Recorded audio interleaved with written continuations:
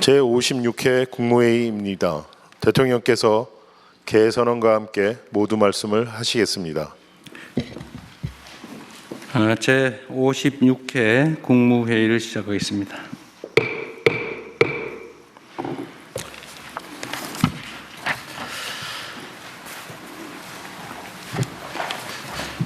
아, 1229 여객기 참사가 어제로 일주기를 맞았습니다.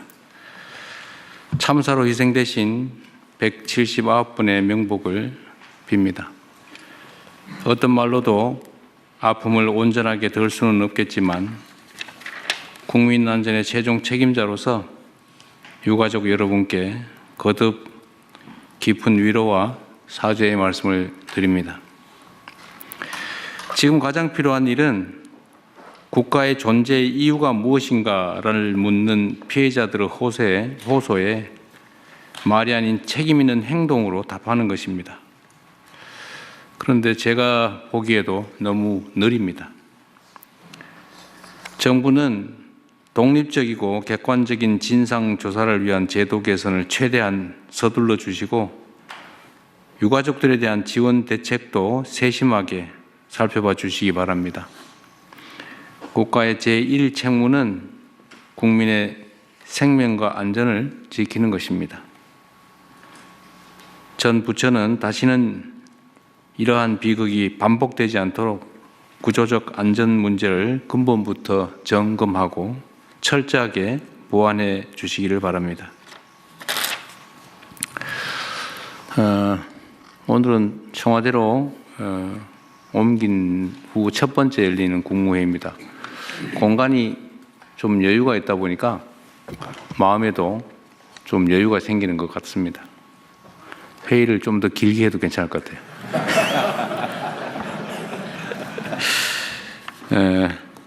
먼저 복귀 작업을 차질 없이 준비해 준 공직자 여러분, 그리고 응원해 주신 국민 여러분, 불편을 감수해 준 언론인 여러분께 깊이 감사드립니다. 청와대 복귀는 헌정질서 유린으로 얼룩진 용산시대를 마무리하고 국민 주권과 민주주의가 제자리를 찾았다라는 점을 상징하는 이정표입니다. 이번 복귀를 계기로 국정의 중심은 국민이다. 국정의 완성도 국민을 통해서 이루어진다라는 우리 정부의 원칙과 철학을 더욱 단단하게 다지도록 하겠습니다. 이를 위해서 특히 중요한 것이 주권자 국민과의 적극적인 소통입니다. 앞으로도 국민의 뜻을 직접 경청하는 투명하고 책임 있는 국정을 통해 국민이 주인인 정부, 국민 모두를 위한 정부를 향해 나아가겠습니다. 다사다난이라는 말도 부족한 2025년이 저물어 갑니다. 올해 우리는 초유의 국가적 위기를 국민의 하나된 힘을 통해 이겨냈고 민생 경제 회복과 국가 정상화를 위한 소중한 디딤돌을 놓았습니다. 그 결과 올해 수출이 어제 기준으로 사상 최초인 7천억 달러를 돌파했고 외국인 투자 유치도 역대 최대 실적을 달성했다고 합니다. 모두가 일선에서 최선을 다해 주신 국민 여러분, 그리고 기업 여러분 덕분입니다. 다가오는 새해에는 이러한 대한국민의 위대한 저력을 바탕으로 국가 대도약과 모두를 위한 성장의 길로 힘차게 전진해 나가겠습니다. 국민과 나라의 내일을 위한 길에 네 편, 내 편이 따로 있을 수 있겠습니까? 이념을 초월해서 힘을 모으고 진영을 넘어 지혜를 담아내겠습니다. 국민 여러분, 올해 정말 수고 많으셨고 새해 복 많이 받으시기 바랍니다. 고맙습니다. 이후 회의는 국무총리께서 진행해 주시겠습니다.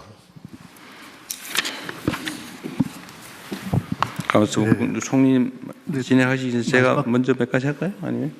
대통령 말씀하시죠. 제가 먼저 하고 몇 가지 좀 더 할 게 있어서 본격적인 안 심의하기 전에 몇 가지 추가로 말씀을 좀 드리도록 하겠습니다.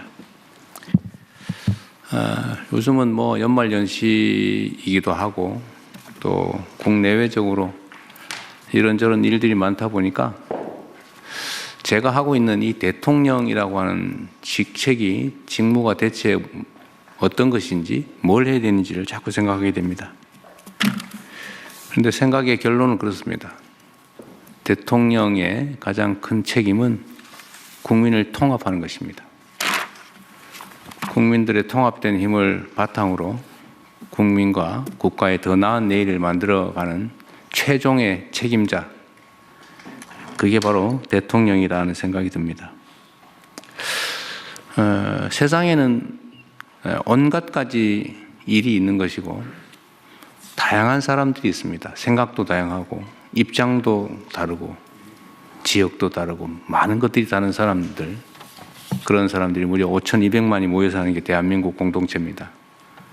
대통령은 공동체 전체를 책임지는 것입니다. 자주 말씀드리는 것처럼 우리가 대통령이 될 때까지는 특정한 세력을 대표하지만 대통령이 되는 순간에는 모두를 대표해야 합니다.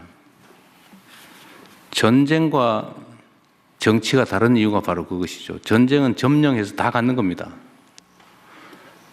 필요하면 다 제거할 수 있어요. 그게 전쟁이죠.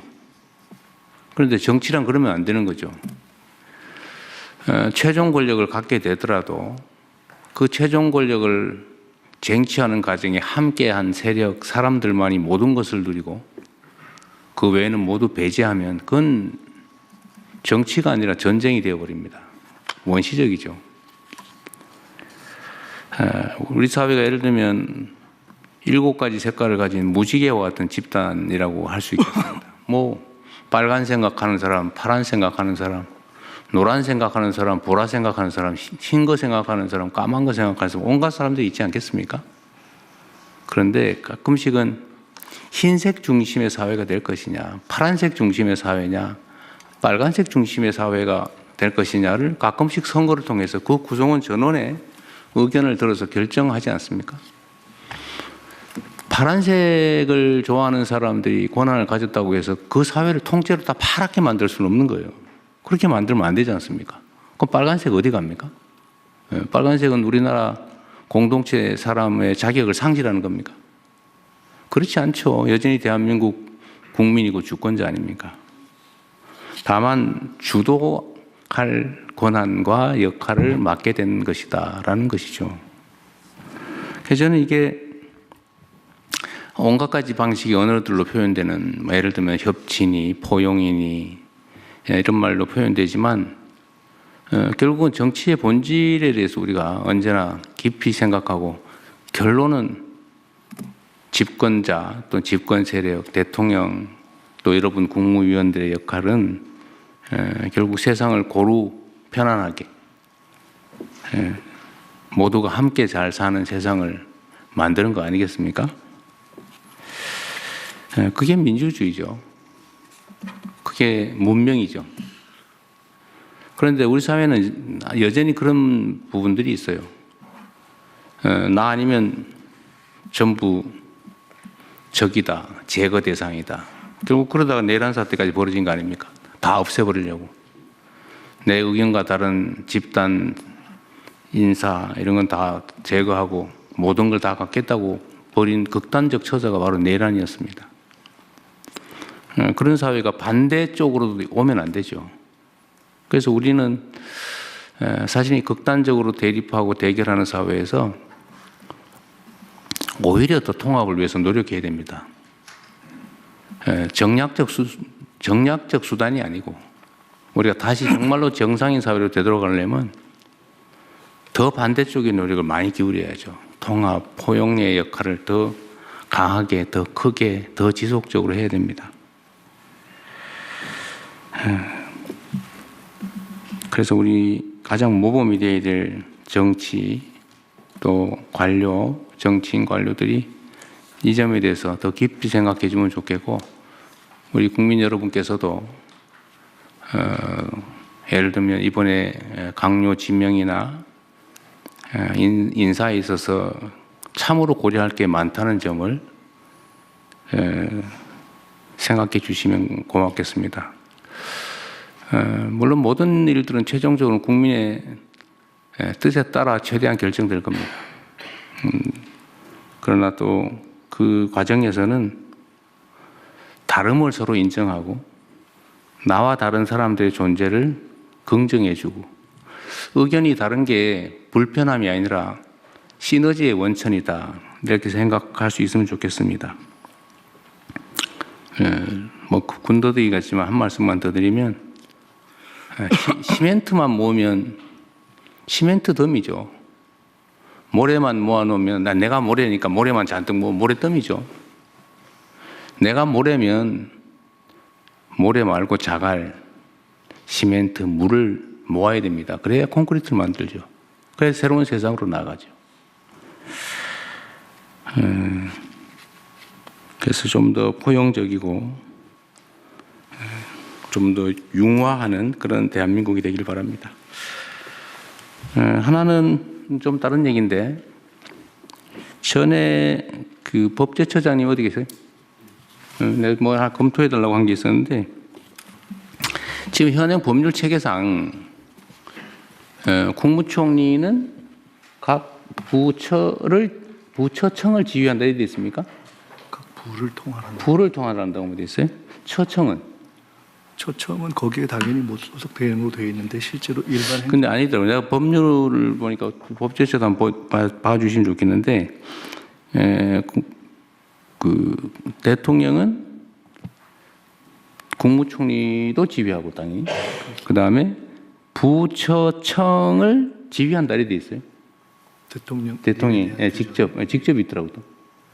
총리가 하는 규정도 있고 대통령에 대한 규정이 있어요. 그래서 이 국무회의에 부처는 지금 다 참석하고 또 그 외 위원회들도 참석을 하는데 청은 참석을 안 하고 있죠. 전에 제가 지시사항으로 청도 참석하라고 했었는데 저번에 그렇게 했지 않았던가요? 흐지부지 안 오는 것 같아요. 지금 청에서 오신 분들 있어요? 다 안 왔죠. 그리고 실제로 부에서 청을 실질적으로 관할을 합니까? 그러니까 형식적으로는 지휘하는데 실질적으로 독립되어 있잖아요. 이게 지금 지휘가 안 되는 것 같아요 보니까. 청은 따로 놀아요. 법무부는 좀 어차피 워낙 한 몸이라서 잘 하는 것 같긴 한데 다른 데 보면 청들이 거의 따로 행동하는 것 같아요. 그래서 다음 국무회의부터 특별한 사정이 없는 한 청도 다 참여하게 하십시오. 일주일에 한 번이니까. 네, 명확하게. 그래서 그리고 또 하나는 이 지휘와 관련해서 어쨌든 이따가 뭐 국무총리께서 말씀하시면 거기다 이어서 하긴 할 텐데 결국 지휘 문제도 걸려 있어서 그런 얘기를 드리는 겁니다. 그리고 얼마 전에 우리 업무 보고 이제 마치면서 아직 다 끝난 건 아니죠. 제가 지금 누락된 공공기관에 대해서는 전체 모아서 한번 보고를 따로 하자고 했죠. 지금 한 100, 남아있는 게 한 100개 넘겠죠? 그래 분들 그렇게. 거기 따로 할 텐데 어쨌든 업무 보고가 대체적으로 끝난 상태인데 제가 한 6개월쯤 후에는 업무 보고를 다시 하겠다고 했는데 보통 이제 1년에 한 번씩 하는데 제가 6개월 후에 하겠다고 하는 이유는 지금 초기여서 좀 방향을 명확하게 신속하게 좀 잡아야 되기 때문에 그렇습니다. 근데 그때는 좀 이 첫 번째 업무 보고는 그냥 뭐 하고 있지? 또 업무는 파악하고 있나? 그래서 내가 몇 군데 테스트로 좀 물어본 거죠. 자기가 뭐 하는지도 모르는 사람들이 꽤 많았어요. 평소에 업무 보고를 안 하기 때문에 그렇습니다. 그냥 자기가 하는 일이 뭔지도 뭘 해야 되는지도 모르고 그냥 시간이나 때우고 누릴 것만 누리는 그런 경우가 가끔씩 있어요. 다음 6개월 후에는 그런 일이 없게 각 부처 보고를 부처에서도 한번 따로 할 거죠. 그거 하시고 어쨌든 산하기관이나 산하 조직들이 그런 얼빠진 행동을 하지 않게 잘 챙겨주시고 6개월 후에는 제가 그 상태를 한번 체크해 보려고 하는 겁니다. 초기이기 때문에 그 후에는 뭐 1년에 한 번씩 하든지 그때 가서 보고 이번 업무 보고 다음 업무 보고에 좀 이렇게 주력해 주셨으면 하는 부분이 있어서 말씀을 드립니다. 일단 뭐 그 6개월까지 그러니까 실제로는 집권 1년이 되겠죠. 그 6개월 사이에 성과 뭐 당연히 뭐 이런 중요한 거 일상적인 건 좀 빼고 중요한 성과 그다음에 그때에 계류된 주요 현안 중요한 일 또는 뭐 갈등이 심한 일, 잘 진행 안 되는 일, 해야 되는데 잘 진행되지 않는 일 이런 걸 좀 정리해 주면 좋겠고요. 또 한 가지는 전에 말씀드렸는데 지적 사항들이 어떻게 지금 시정되고 있는가.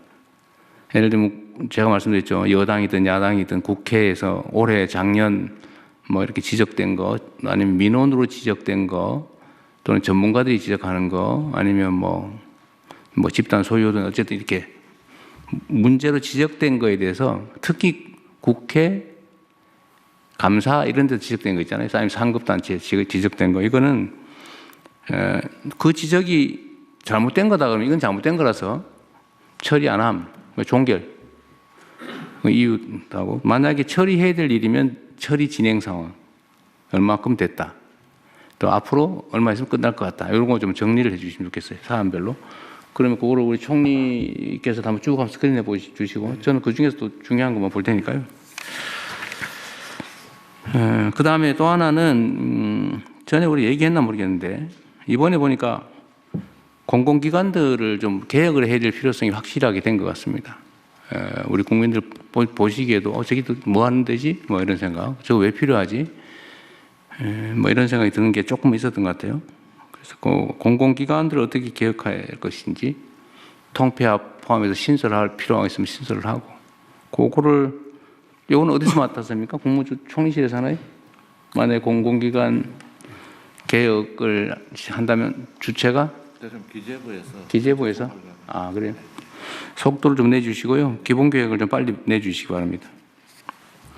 공공기관 지방 이전 문제는 그거는 좀 다른 차원의 문제라서 그건 좀 이따 하시고요. 네.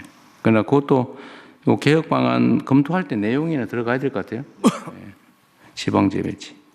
그리고 공공기관 얘기 나온 김에 그 얘기 하나만 좀 지방으로 가 있는 공공기관들의 원래 공공기관 이전 목적이 있잖아요.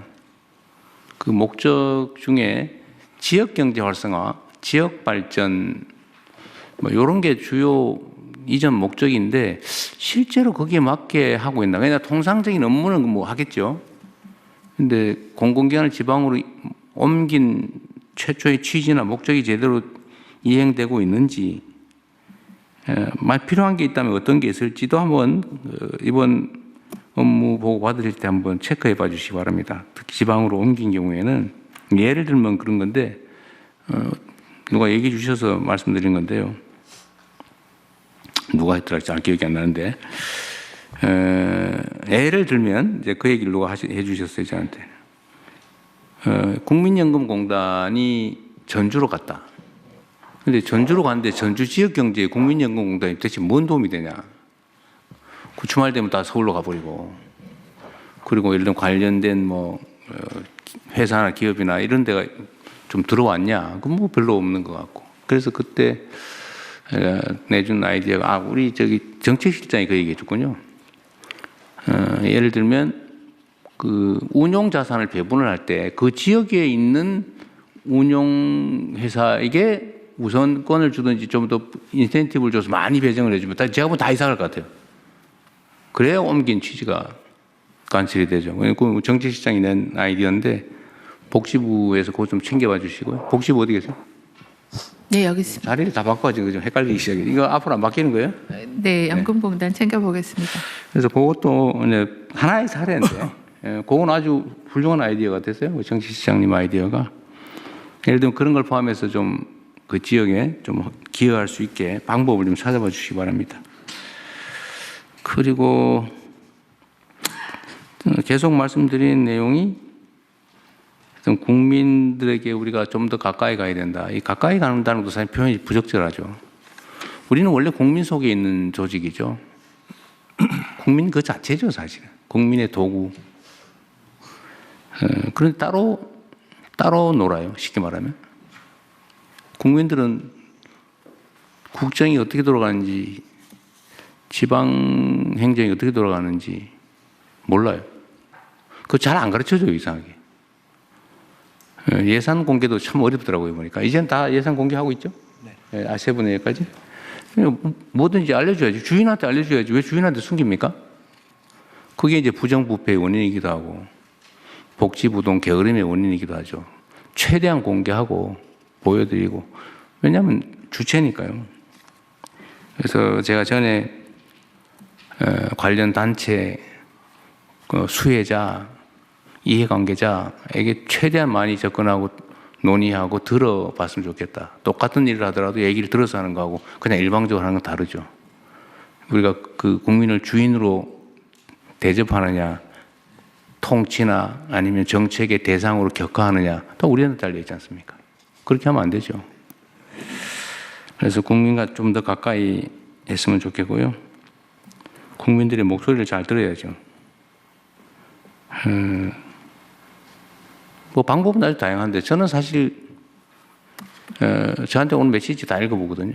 그러다 보니까 좀 밤늦게까지 읽는 경향이 있는데 뭐 그런 것도 보고 어디 뭐 댓글도 좀 보고 보면 도움이 되는 게 많아요. 우리가 모르는 걸 아주 정말 잘 체크합니다. 그런데 이걸 악용하는 집단이 있어요. 댓글 선점해가지고 메뉴에다 해놓고 그 거짓말 써놓고 막 좋아요 눌러가지고 조작하고 국민의 눈을 흐리는 요거는 이따 우리 총리께서 한번 말씀하실 때 한번 체크해봐야 되겠어요. 전에 댓글 여론 조작하는 것 수사 좀 하라고 했는데 어떻게 됐죠? 저기 행안부 네, 예, 좀 하고 있어요? 예, 하고 있습니다. 어떻게 하고 있어요? 경찰청에서 전담 조직을 만들어서 만들었어요? 예. 어쨌든 성과를 좀 보고를 좀 하라고 하십시오. 네, 알겠습니다. 너무 지저분해요. 예. 그리고 이거는 우리 한성숙 장관님은 종전 직장 상황을 한번 물어보고 싶은데 네. 그 대표적인 포털이니까 그 댓글에 어떤 사람이 예를 들어 매크로로 쓰는지 어떤 사람들이 조직적으로 하는지를 대충 기술적으로 좀 체크 가능하죠. 네, 기술적으로 IP 체크하면 저희가 이제 댓글 보면서 예전에 체크해 보면 특정한 집단이 반복적으로 쓰는 경우가 그러니까요. 벌어집니다. 그 업무방해 아니에요?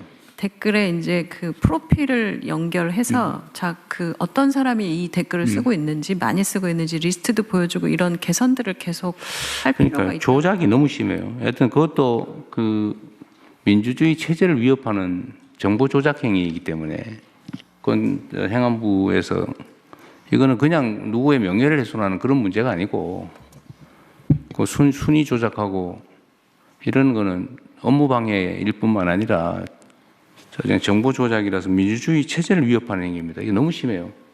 그 각별한 경각심을 가지고 예. 경찰이든 검찰이든 행안부든 법무부든 잘 챙겨주시기 바랍니다. 그리고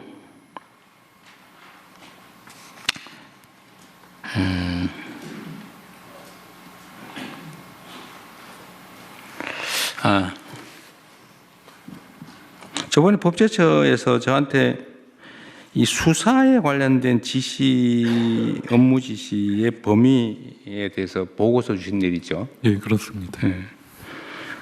결론은 구체적인 사건에 대한 구체적 지시가 아니면 해도 된다. 그런 거였던가요? 그 행정부하고 그 정부 전체를 통할하는 그 대통령의 지휘에서 국가적인 그리고 전 사회적인 네. 이슈 등에 대해서 그 일반적 포괄적으로 대처하고 네. 지시하는 건 충분히 가능하다고 판단합니다. 그거를 점검을 검토를 한 번 더 해주세요. 거기에 이게 이제 법리적으로 그런 거죠. 대통령은 모든 공무원에 대한 지휘권이 있는데 개별 법령에 따라서 국가 공무원 중에서 대통령이 지휘를 하면 안 되는 데가 아예 있고, 예를 들면 뭐 사법부, 뭐 선관위, 뭐 이렇처럼 아예 딱 정해진 곳이 있고, 또 개별적인 법률에 의해서 하면 안 된다라고 하는 거, 뭐 직권남용에 해당되는 행위를 하면 안 되지 당연히, 뭐 그런 거 있는데, 지금 수사와 관련해서는 예를 들면 특정인을 처벌해라, 뭐 기소해라 말아라 이런 거 하면 안 되지만, 예를 들면 특정 사건에 대한 엄정한 수사를 촉구한다든지 이런 건 당연히 이때까지 해왔고 예, 할 수 있는데, 제가 보니까 이거를 마치 하면 안 되는 걸 하는 것처럼 그렇게 생각하는 경향이 있더라고요. 그러니까 특정한 사건의 경우에는 아무래도 그 사법 경찰이나 검찰의 기능이 조금 사법적인 그렇죠. 독립적이어야 되니까, 예, 자율권과 독립성을 부여해야 되니까 이래라 저래라 하면 안 되지만, 어떤 사회적인 문제에 대해서 엄정 수사하라 이런 건 이때까지 해왔던 일이라는 거예요. 있습니다. 그리고 구체적 사건에 대한 지휘는 법무부 장관은 구체적 사건, 일반적인 지휘권이 있는데, 검찰에 대해서 구체적 사건의 지휘를 하려면 검찰총장에게만 해라는 제한이 있는 거죠. 만약에 그 제한이 없다면 해도 되는 거지, 원래는. 검사의 권한이 있는 것처럼. 그러나 그거는 그 법에 금지되어 있기 때문에 구체적 사건에 대해서 검찰총장에게만 한다. 라운 외에는 지휘, 일반적 지휘는 다 가능하고. 근데 행안부는 지금 경찰에 대한 지휘가 치안에 관한 게 행안부 장관의 업무가 아니라는 거죠. 뿐만 아니라 수사에 대해서도 정책에 대해서는 그 권한을 행사하고 그러니까 그게 지금 제가 보기엔 이 법 체계상에 약간 문제던데, 지금 그러면 논리적으로 보면 경찰에 대한 지휘권은 일단 수사는 당연히 없어 보이고, 네. 그러면 개별 경찰에 사건에 대한 치안에 대한 업무도 지휘가 사항이 안 돼요. 치안에 대해서는 지휘 가능합니다. 치안은 되고 뭐가 안 되는 거예요? 그 개별 사건 수사에 관해서는 지휘를 할 수 없게 돼 있는 그게 이유가 법에 정해져 있어요? 그 법에 행안부 장관이 할 수 없다는 법이 있는 것은 아니고요.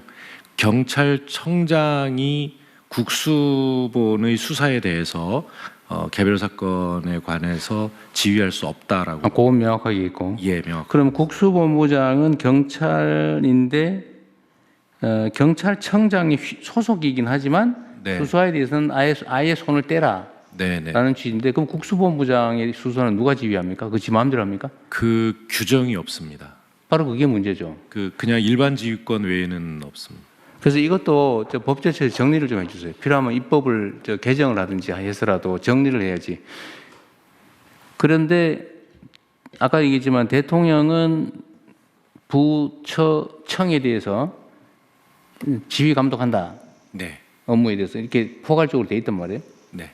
그런데 부처청 중에서 부장관은 청장과의 관계에서는 약간씩 독립되어 있는 측면이 있는 것 같아요. 청이 외청이라서 업무가 독립되어 있습니다만 그 지휘 관계는 있습니다. 그런데 그 중에서 경찰 업무 중에 치안 업무는 지금 행안부 장관의 직무 내용이 없다는 거 아니에요? 네네. 정부 조직법상. 그럼 경찰 치안 업무에 대해서는 그냥 이게 또 애매해요. 명확하게 해야지. 예, 맞습니다.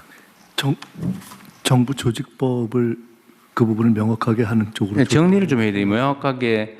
이게 뭐 직권남용죄를 너무 막 남발하다 보니까 생긴 문제인데, 하여튼 그건 현실이니까 도대체 지휘를 그러면 누구한테 받냐? 국수본부장 한번 되면은 수사는 아무의 통제도 안 받고 자기 마음대로 하냐? 법무부 검찰도 법무장관이 지휘를 받는데 이런 문제가 있는 거예요. 지금 경찰 수사에 대해서 이상하게 돼 있어 지금. 네.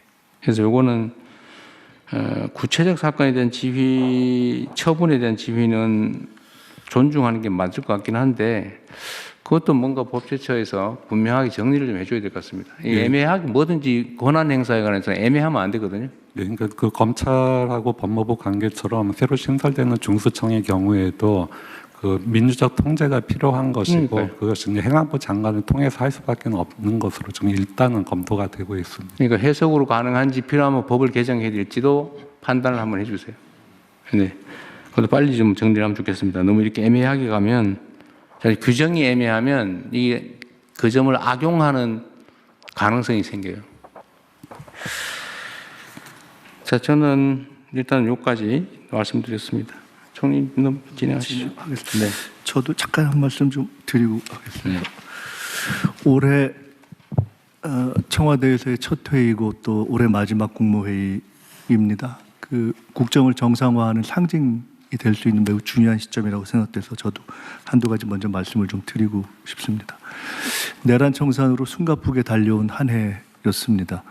국민 여러분들을 이렇게 만나 뵙고 말씀을 들으면 내란 청산을 신속하고 확실하게 끝내달라. 그리고 경제를 살리고 민심을 통합해달라 하는 말씀이 압도적인 것 같습니다.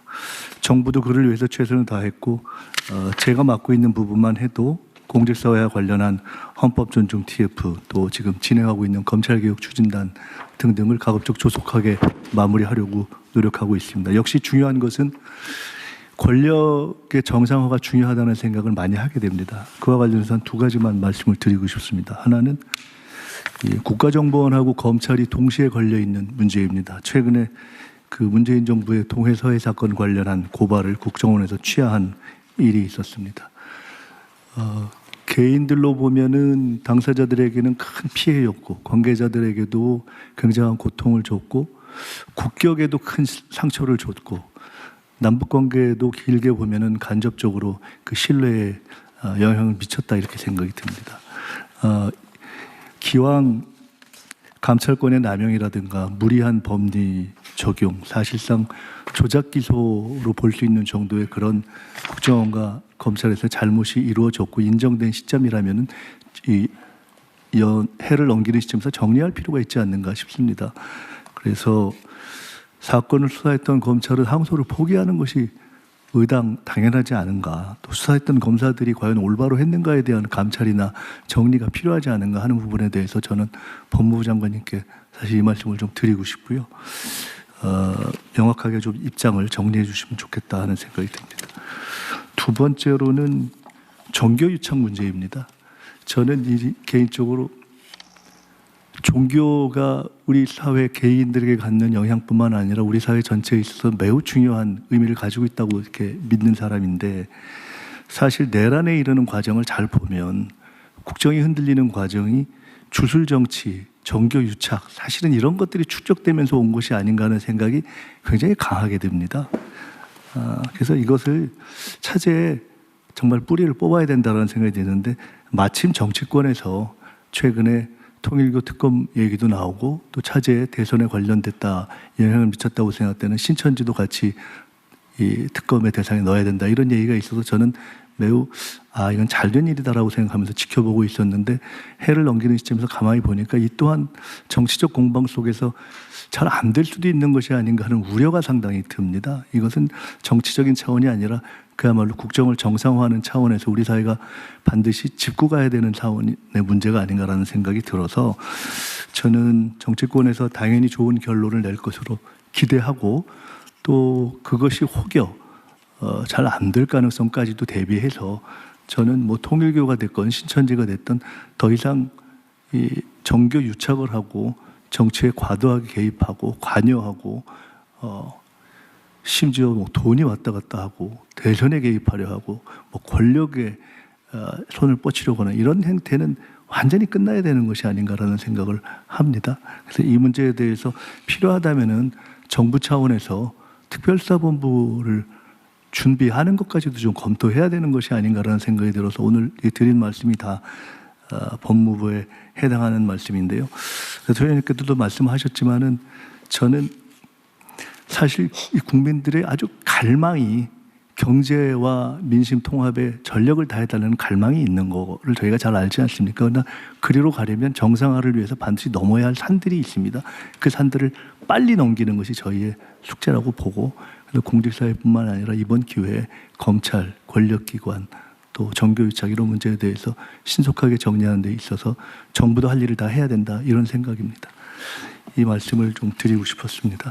혹시 법무부는 뭐 그 국정원 고발 사건에 대한 입장이 있어요? 내가 내 얘기 들어보니까 보도에도 나왔는데 이게 월북이냐 납북이냐를 뒤집기 위해서 최초 그 보고서를 삭제해버렸다, 없애버렸다라고 고발을 해가지고 문제가 됐는데, 지금 그 삭제 안 되고 남아 있다는 거 아닙니까? 당시에도 이미 국정원도 남아 있는 거 알면서도 삭제됐다고 거짓말해가지고 거짓말 고발을 하는 바람에 수사하게 되고, 검찰은 수사를 압수수색했으니까 당연히 그게 삭제되지 않고 남아있다는 걸 알았을 텐데도 그냥 이상한 논리로 기소하고 결국은 이제 무죄 판결이 났는데, 이게 이런 식으로 없는 사건 만들고 있는 증거 숨기고 이렇게 해가지고 사람 이 감옥 보내려고 시도하는 게 이게 말이 됩니까? 이게 여기에 대해서 뭔가 책임을 묻든지 뭘 하긴 해야 될 것 같은데. 이제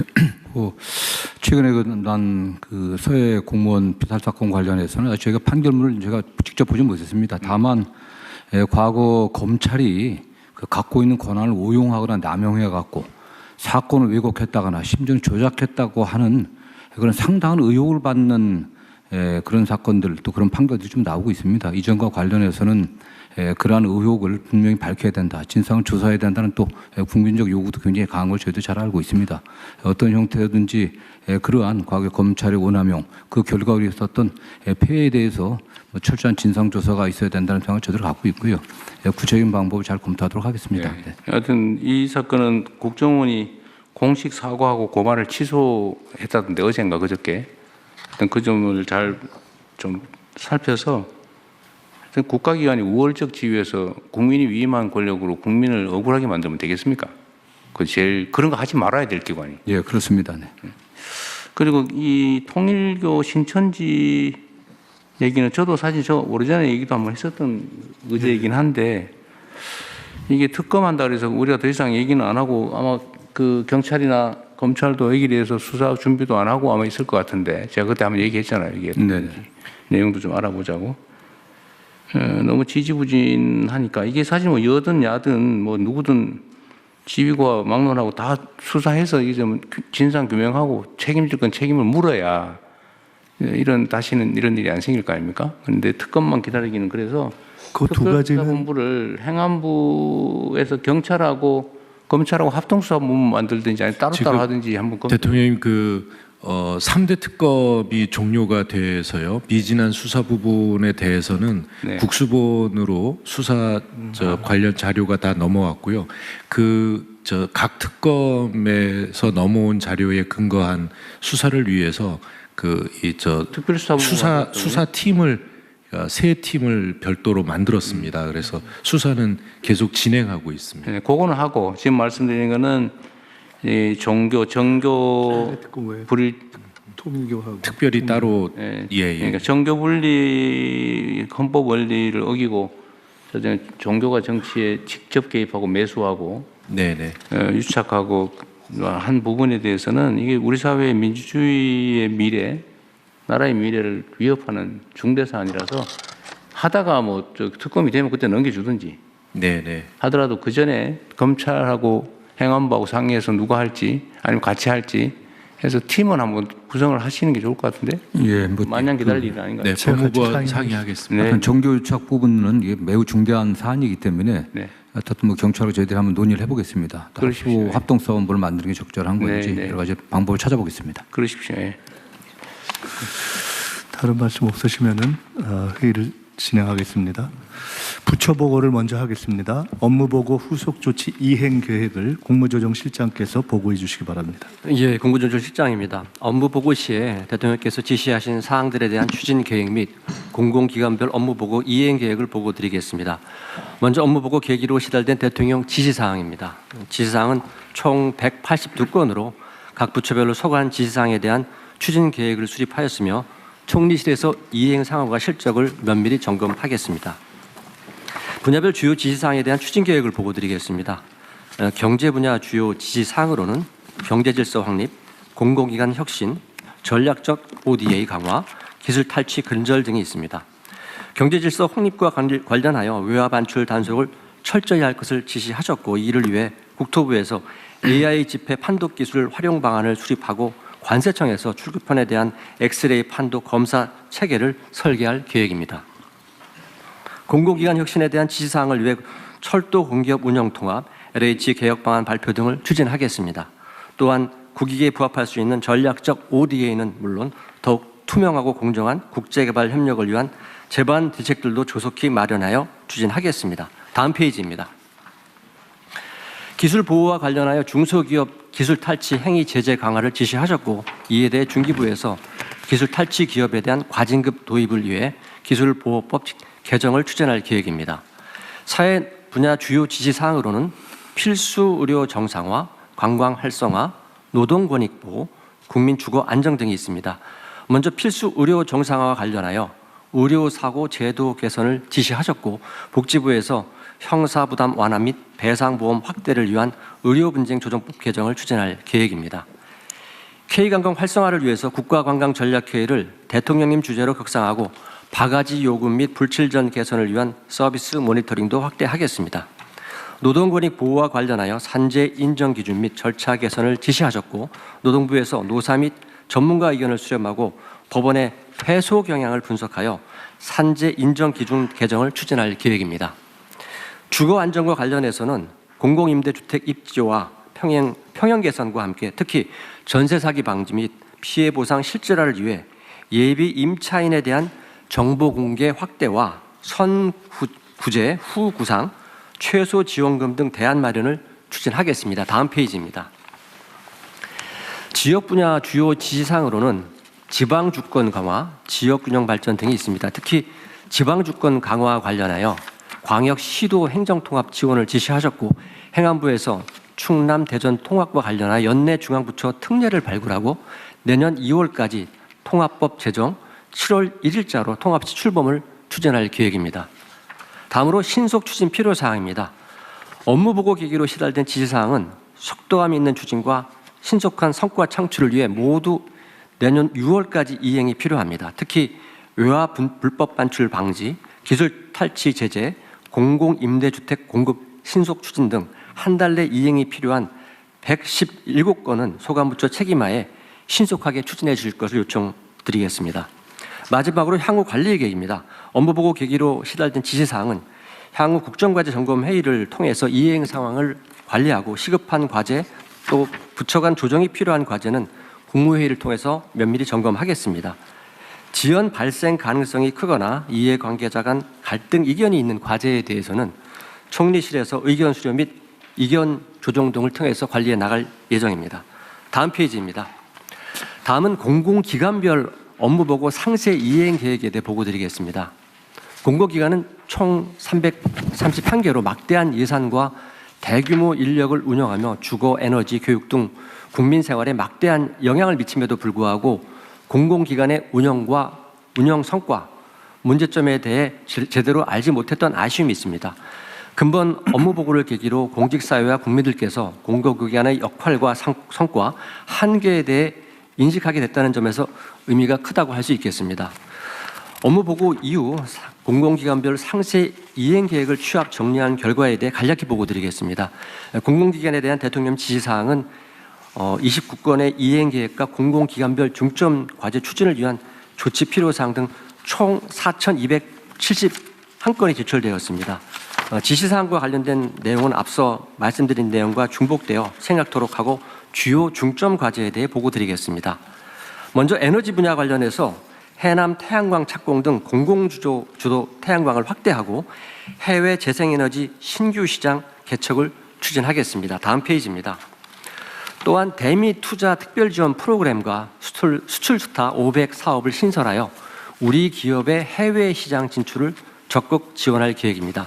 다음 사회문화와 관련하여 연금공단의 연금개혁 추진단과 연금개혁 지원 TF를 설치하여 집권 2년차 연금개혁 본격 논의에 대비하고자 합니다. 또한 관광공사를 중심으로 3대 고부가 관광시장을 육성하고 권역별 콘텐츠 등 K컬처와 연계한 외래 관광객 집중 유치를 추진하겠습니다. 다음 안전 공공 서비스 관련하여 소규모 현장 사고 감축을 위한 건설 현장 안전관리 방안을 마련하고 임대 전환형 PF 보증 출시 등 주거 지원도 추진하겠습니다. 향후 관리 계획에 대해 보고드리겠습니다. 앞서 대통령님께서 누락된 공공기관에 대해서 별도 업무 보고를 말씀하셨기 때문에 이 계획에 대해서는 대통령실과 일정을 협의하도록 하겠습니다. 차주 예정된 중앙행정기관에 대한 공공기관별 업무 보고 시에 상세 이행 계획에 대해 집중 점검을 실시하겠습니다. 미흡한 부분은 부처장관 책임하에 개선을 요구하고 보완 상황을 철저히 점검토록 하겠습니다. 다음 총리실에서도 국정과제 점검 협의회를 통해 분기별로 이행 상황을 점검하고 국가정책조정회의 등 계기로 종합 점검하는 한편 그 결과는 향후 공공기관 운영 개선의 기초자료로 활용하는 등 빈틈없이 관리해 나가겠습니다. 아울러 근본 공공기관 업무보고의 성과와 한계에 대해 짚어보고 차기 업무보고 시 보다 포괄적이고 효능감 있는 공공기관 업무보고가 될 수 있도록 준비하겠습니다. 이상으로 보고를 마치겠습니다. 네, 수고하셨고요. 이게 정부 예산이 지금 740조 정도인데 공공기관이 지출하는 게 947조니까 정부 예산보다 한 200조가 많은 거예요. 그죠? 엄청나게 중요한 일을 하고 있는 건데 이게 다 나눠져 있고 지휘감독 체계가 불확실하다 보니까 정말 대책 없이 제 역할을 안 하는 기관들이 꽤 있는 것 같아요. 그러니까 이거는 앞으로는 사실은 이런 공직사회는 지휘 책임이 중요한데 각 부처청의 그 소속 공공기관에 문제가 생기면 그걸 각 부처청이 책임지는 거예요. 이번에 한 번은 제가 이제 각 산하기관들을 이렇게 직접 한번 보고 얘기하겠지만 원래는 그 부처청이 다 책임을 지고 저는 부처청만 관할을 지휘하면 되는 일인데 지금 너무 이게 따로 놀고 있어서 이번에 제가 직접 보게 됐습니다. 그래서 각 부처청에서도 이게 본인의 중요한 업무 소관이라는 사실을 좀 확실하게 인지하고 각 그 소속 산하기관들 또 공공기관들이 제 역할을 하도록 잘 관리하십시오. 그 관리하는 인력도 있을 거예요. 그죠? 담당도 있고 인력도 있고 예산도 있고 권한도 있는데 지금처럼 방치되다시피 하는 상황은 꼭 개선되길 바랍니다. 6개월 후에 한번 다시 잘 챙겨볼 테고 그건 총리실에서요. 그거는 일상적인 관리 업무니까 좀 평소에 좀 관리를 좀 체크 한번 해봐 주십시오. 네. 주기적으로 체크하겠습니다. 네. 다른 말씀이나 의견 있으신가요? 없으시면 이 보고는 원안대로 접수하겠습니다. 다음은 KGX 범정부 추진단 운영 계획을 기획재정부 장관께서 보고해 주시기 바랍니다. 예, 녹색 대전환 KGX 범정부 추진단 운영 계획에 대해서 보고를 드리겠습니다. AI 대전환에 있어서 이 녹색 대전환, 그린 대전환은 우리에게 위기가 아니고 성장의 기회로 만들어 나가야 합니다. 그래서 KGX 전략을 추진하게 되었습니다. 이 추진 과정에 있어서는 정부뿐만이 아니고 민관 다 모여서 이 총력을 다해서 지원해야 되고 추진해야 될 것 같습니다. 그래서 추진 방안은 이미 지난 11월에 저희들이 마련하였고 11월, 12월에는 산업계와 릴레이를 통해서 공감대도 형성하고 있는 상황입니다. 그 전략 수립 방향에 대해서 보고를 드리겠습니다.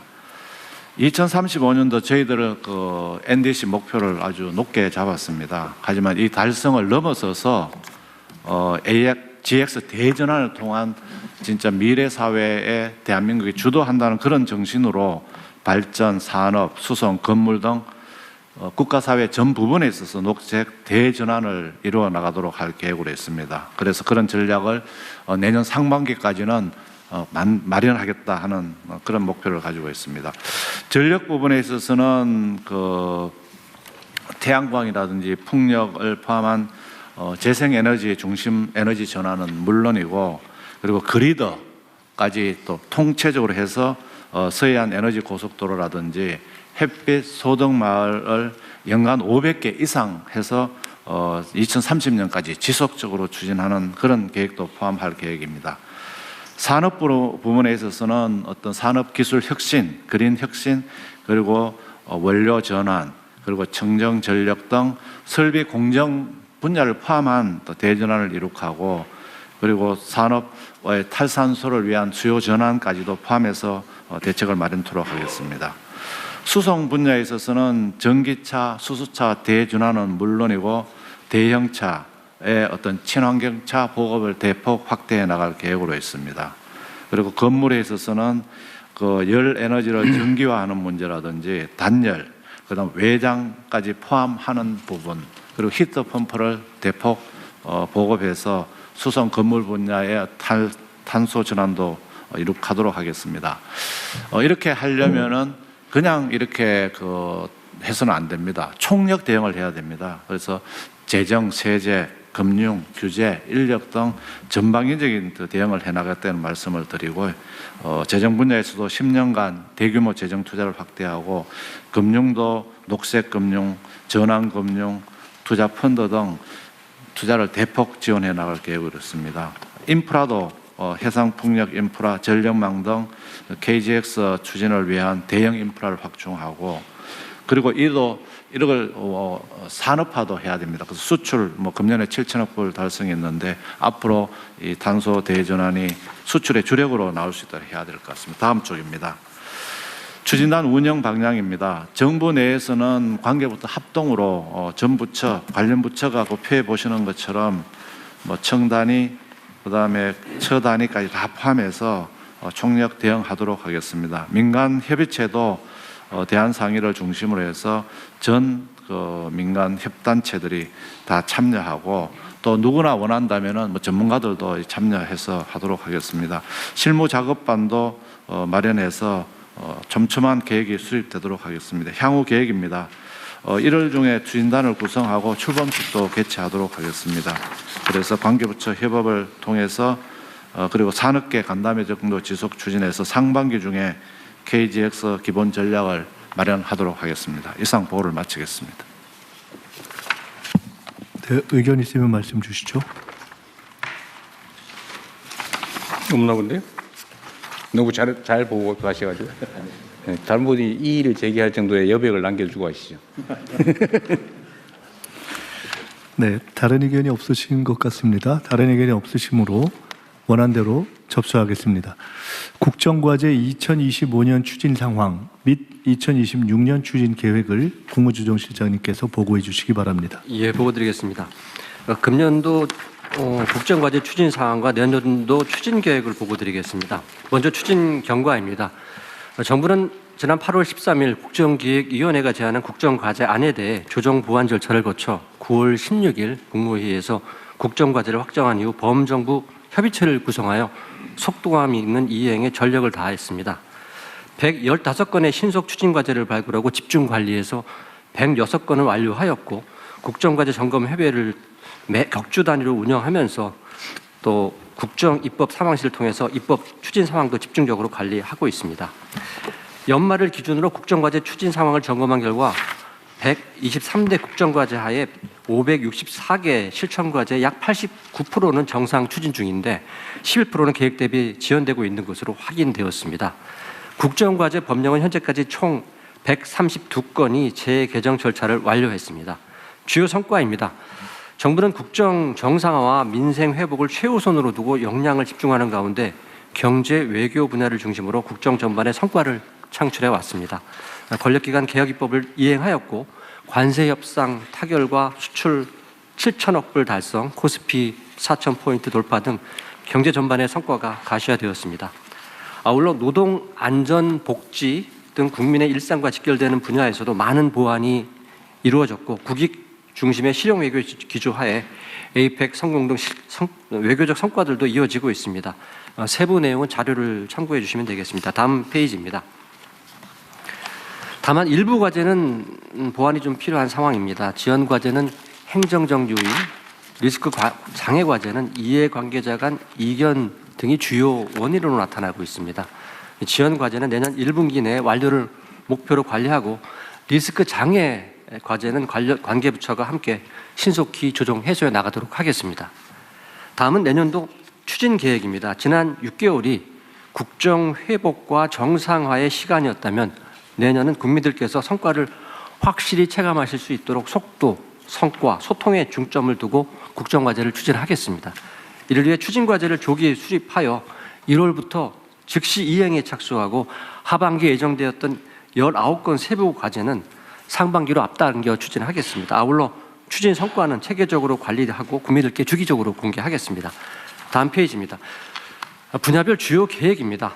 정치 행정 분야에서는 개혁 과제에 대한 입법을 신속히 완료하고, 경제 분야에서는 독자 AA 역량 확보와 첨단 산업 육성에 집중하겠습니다.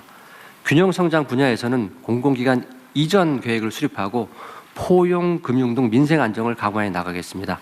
아울러 사회 분야에서는 생명 안정과 노동권 보장의 제도에 주력하고 외교 안보 분야에서는 국방 개혁과 한반도 평화 공존 준비에 노력하겠습니다. 마지막으로 국정과제 관리 계획입니다. 국무조정실은 온 오프라인 관리 체계를 바탕으로 국정과제 추진 상황을 면밀히 점검 관리해 나가겠습니다. 법제처와 협업하여 입법 상황을 상시 관리하고 정기적인 점검을 통해서 지연 장애 사항을 파악하고 신속하게 해소 조정해 나가겠습니다. 아울러 국정과제 추진 실적을 분기별로 국민들께 공개하고 온라인 소통 창구를 통해 국민 의견을 수렴하여 국정과제 추진에 적극 반영해 나가겠습니다. 이상 보고를 마치겠습니다. 네, 준비를 아주 깔끔하게 잘하셨네요. 그 하나 일반적으로 말씀을 좀 드리면, 하여튼 우리가 기존에 있는 제도나 시스템이나 관행이나 아니면 잘못된 것들을 소위 고치잖아요. 고쳐 나가서 좀 더 나은 상황을 만드는 건데, 우리가 보통 이걸 이제 개혁이라고 부르죠. 근데 이 개혁에 관해서는 좀 이런 일반적 원칙을 좀 견지해 주시면 좋겠습니다. 무슨 얘기냐면, 그냥 기존에 있던 잘못된 걸 그냥 시정하는 시정 행위로 끝내지 말자. 가급적 제도화하자 라는 말씀을 하나 드리고요. 두 번째는 제도화하되 그걸 뭐 지침이나 뭐 규칙이나 시행령이나 이렇게 해놓으면 너무 쉽게 바꿀 수 있기 때문에 가능하면 그 새로운 시스템 제도가 좀 지속될 수 있게 좀 뭐라 그럴까요? 좀 고도의 제도화? 그러니까 가급적 입법으로, 가급적 시행령으로, 가급적 규칙으로, 가급적 지침으로 이렇게 좀 만들어서 최대한 쉽게 후퇴하지 않게 좀 했으면 좋겠습니다. 또 한 가지는 여기 정리를 잘 해주셔서 국정과제 추진 계획의 중점 방향을 속도, 성과, 소통 이렇게 말씀하셨어요. 속도 중요하죠. 이게 지금 할 일은 태산 같은데 흐지부지 지지부진하면 할 수 있는 일이 제한되잖아요. 그래서 정말 한 시간을 하루처럼, 하루를 한 달처럼 이렇게 최대한 잘 활용해야 되고, 그러려면 속도가 정말로 중요하다. 그러면 똑같은 시간에 더 많은 걸 할 수 있잖아요. 우리의 인생도 짧은데 짧은 시간에 가급적 하나로 더 뭔가를 해야 되지 않겠습니까? 속도전이라고 표현하면 너무 심하들지 모르겠는데 속도를 중심을 둔 건 잘하신 것 같고요. 많이 부지런하기만 하면 뭐하냐, 결과가 있어야지, 성과가 있어야 된다. 과정도 중요하지만 성과도 매우 중요하다. 성과로 증명하자, 아주 좋은 것 같고요. 또 그 과정에서 국민과 또는 다른 영역과 소통해야 된다. 매우 중요한 민주주의적 가치니까 이 세 가지는 아주 잘 뽑은 것 같은데 하나 더 했으면 좋겠어요. 그게 뭐냐면, 뭐 소통이 들어있기도 한데 홍보를 잘해야 됩니다. 홍보를 알려야 됩니다. 이게 저는 성남시장을 하면서도 그 후에도 계속 느끼는 건데, 우리나라는 실제로 행정 서비스 수준이 전 세계에서 가장 아마 앞설 거예요.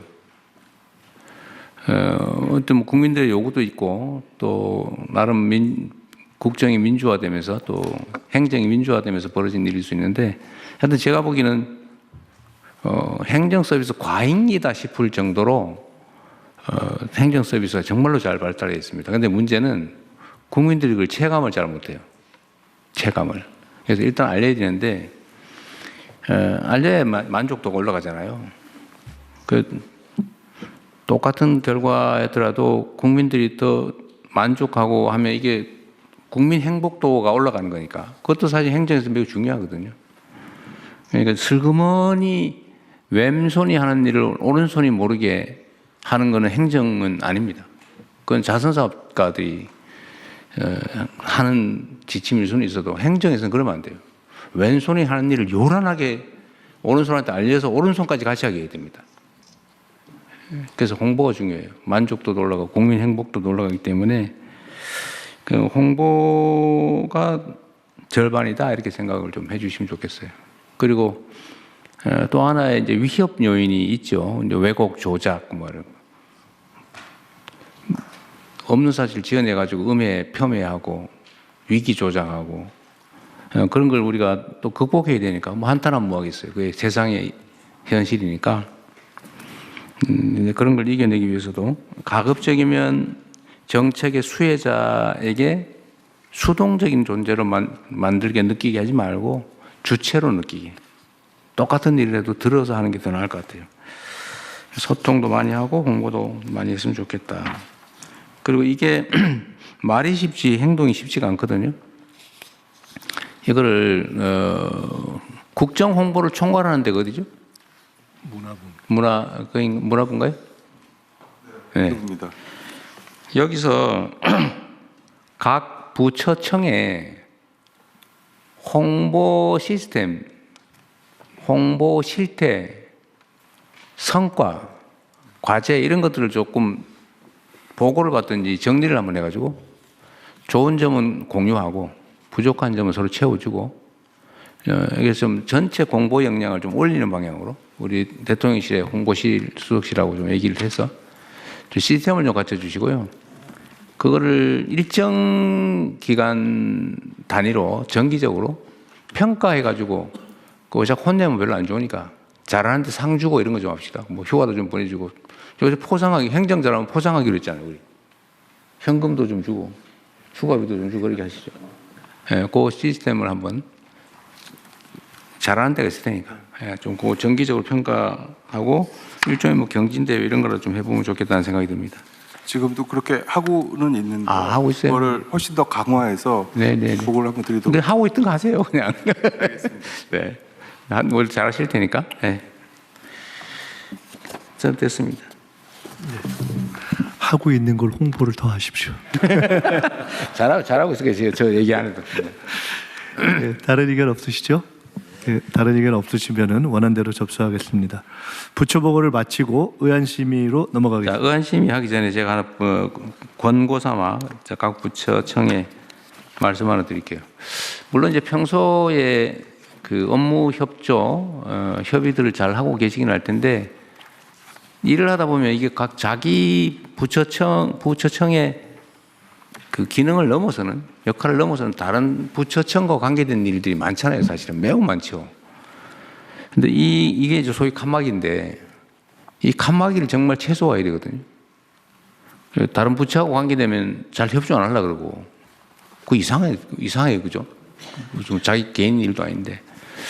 근데 그런 풍토들이 있는데 어쨌든 그거 좀 최소화하고 칸막이도 최대한 낮추고 일상적인 협의 조정도 잘 하시되 또 잘 안 되는 게 있을 텐데 이 국무회의 때 사전에 좀 얘기를 좀 해주시고 의제들이 있으면 얘기를 좀 같이 나누면 좋겠어요. 특히 이제 우리 국민들께서 관심 가질 만한 어차피 계속 공개할 거니까 국민들께서 관심 가지실 만한 의제인데 다른 부처청에 관계된 거 또는 국민들께 공개적으로 협조 요청 드릴 거 이런 게 있으시면 요 공간을 좀 활용하면 좋겠어요. 국민들 관심도도 높고 뭐 넷플릭스보다 더 재밌다고 하는 사람도 있으니까 고정 시청자도 좀 생겼다고 그래요. 국정 홍보에도 도움이 되니까 너무 딱딱하거나 뭐 형식적인 거 말고 정말 국민이 관심 가질 만한 일, 관심 가지셔야 될 일, 또 다 부처청들과 협의해야 될 일들을 좀 얘기를 간단히 하면 좋겠습니다. 좀 미리 국무조정실이 그 현안들이 있으면 좀 받든지 해가지고 저한테도 하나 보내주시고. 예, 그렇게 하겠습니다. 우리 국무위원 방도 잘 활용하면 좋겠네요. 네. 이후 순서는 비공개로 진행하오니 언론인 여러분께서는 회의 진행에 협조해 주시기 바랍니다. 내가 아까 얘기하다 하나 빼먹. 제가 무지개 얘기하고 포용 화합 얘기했더니 그러면 잡탕하자는 거냐 이렇게 또 얘기할 것 같아요. 제가 그 얘기는 아까 빼먹었는데 우리가 이제 우리는 푸른색을 상징으로 해서 이제 집권한 세력이긴 한데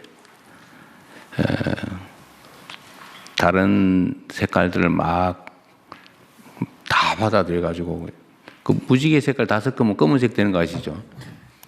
그렇게 만들겠다는 건 아니고 각자의 특색들을 다 유지하되 우리 구성원 모두가 푸른색을 선택했을 때 가진 기대, 또 우리가 해야 될 원리와 원칙, 가치, 이걸 잃어보지는 않습니다.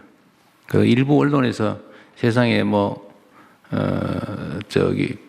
어디라 뭐라더라, 그 보수에만 자리 다 주면은 그러면 그 집권할 때 도움 주는 사람은 뭐냐, 이런 이상한 기사도 막 쓰고 그러던데, 뭐 다 주긴 뭘 다 줘요. 이 중에 국무위원 중에 우리 송 장관님,